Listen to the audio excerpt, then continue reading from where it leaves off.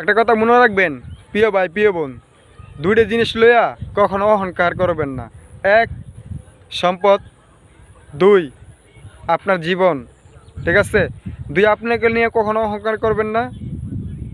ঠিক আছে? আর এক নাম্বার, কখনো ধন সম্পদ লইয়া অহংকার করবেন না। ধন সম্পদ আল্লাহ দেওয়া জিনিস, আল্লাহ দিতেও পারে, নিতেও পারে। ঠিক আছে? আর আপনি তো আপনই, আপনার যে দিছে সে কিন্তু দিতেও পারে, নিতেও পারে। বাট একটা কথা বলতাছি, কোনো জিনিস নিয়ে অহংকার করা যাবে না। ঠিক আছে? সবই উপর আল্লাহর হাতে। ঠিক আছে? আমরা মাত্র ওই যে একটা আছে না, ঘুড়ি হইছে আকাশে, সুতো হইছে আপনার কাছে। আপনি যদি সুতা কাইটটা দেন, ঘুড়ি কলম ঠিকই উড়ে যাবে। ঠিক আছে? বিষয়টা হইছে এরকমই।